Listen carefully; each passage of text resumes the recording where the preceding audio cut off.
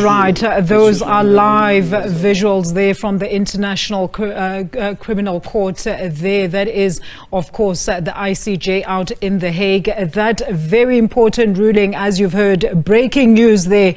The court orders for an immediate cessation of all military operations in Rafah in relation to Israeli military operations there. We do have right outside of The Hague, SABC News correspondent Alex Cadier, who joins us with an update. Alex, a very good afternoon to you. So briefly, take us through that ruling. And of course, as we've just heard in the breaking news, the court orders a cessation of all military operations in Rafah.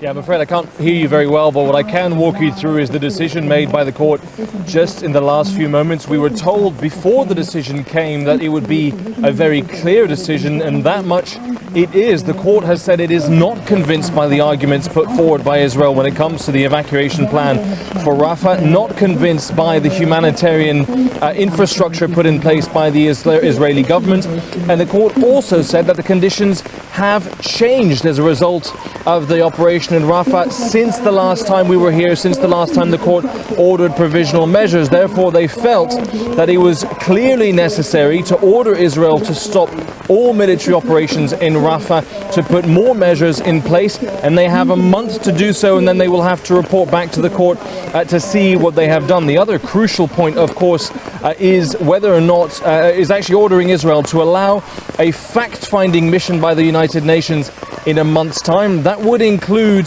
possibly UNRWA, the Palestinian Refugee Agency of the United Nations, which has fallen foul of the Israeli government. So clearly, we had spoken to Israeli officials before this. They said they expected the decision to go against them. A very clear message from the International Court of Justice: Israel's operations in Rafah have to stop.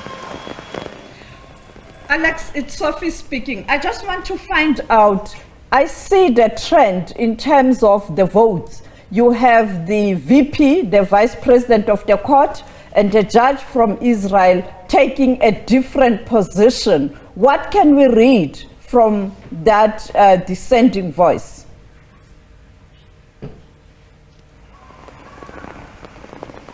Well, I'm afraid I didn't quite catch the question, but what we've heard, at least when it comes to the voting, when it comes to the position of the judges, is that it was an overwhelming majority in favor of these measures. Only two of the judges voted against some of them, and actually you can see some of these pro-Palestinian protesters just behind me, undeterred by the rain, which is falling quite strongly here in The Hague, calling for the freedom of Palestine and celebrating this result by the International Court of Justice, an overwhelming majority by those judges, making it very clear that that operation in Rafah has to stop. Now, of course, the next steps will be down to the UN Security Council.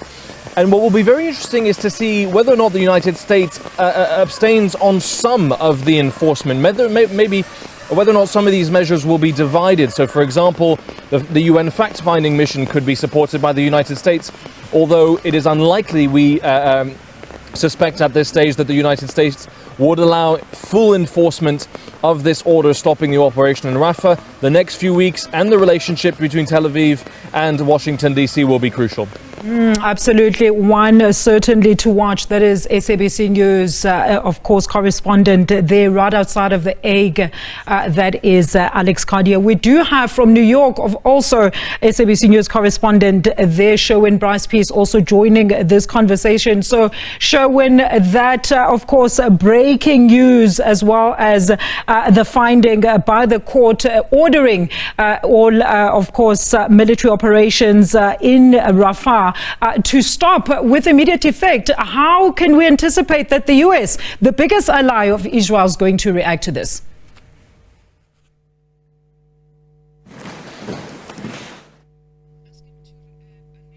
Please unmute, Sherwin.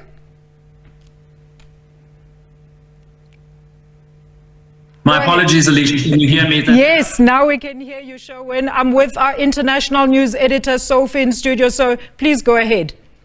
I was just saying that all UN member states, whether it's the United States, the P5, or all 193 member states of the United Nations, are bound by the prescripts of the United Nations Charter, and that creates the statute of the International Court of Justice, right? Understand that the ICJ is the judicial organ of the United Nations, and by virtue of being a member of the UN, you are therefore bound by the legal findings and the binding findings of this court. And as the Judge President reiterated after handing down those new provisional orders, 4 in total, he made the point that these are legally binding on the parties here. So how the United States might have a domestic view of this process, it is still bound by the multilateral fora that is the United Nations Charter. So Israel here is bound to implement these orders, and whether it does or not really will then lead us to next steps. And as our correspondent in The Hague was pointing out, that might then lead to a role for the UN Security Council. But the UN Security Council by and of itself is not required here to enforce a ruling of the court. The court's ruling is binding. It is enforceable as it. You do not then need a second step from the UN Security Council to come and say, hey, this is what the ICJ has now ordered. We are now going to affirm that. That is not a required step. We might, though, still see that.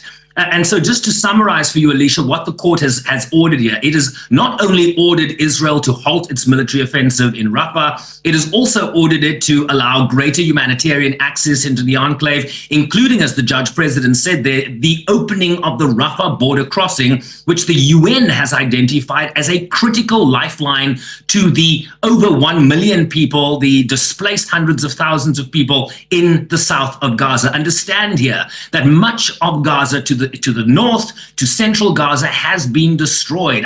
You find mounds of rubble, inaccessible roads, bodies that have not been removed under rubble, desperate people that attack UN convoys, insecurity, the rule of law has all fallen apart. So it's a very acute humanitarian situation that requires law and order once that humanitarian relief gets into the enclave.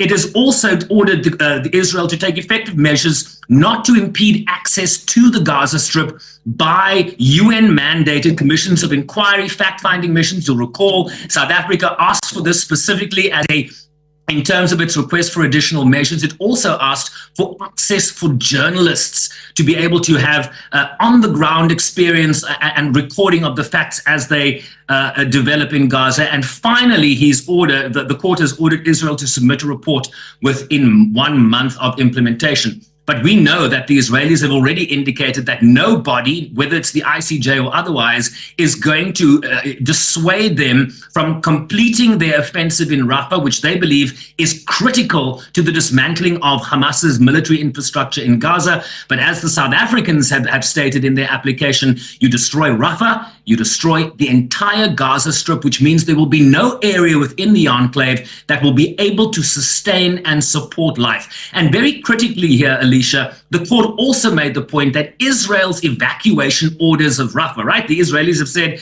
this is not clearly not an indication of genocide if we are telling people that they need to move. The court saying that the evacuation orders were not sufficient, basically pointing to the areas where, like Al-Mawasi, where they have told people to go that are unable to support, do not have the infrastructure to support life in an emergency situation. So very comprehensive ruling here from the court. The big question now is whether Israel will implement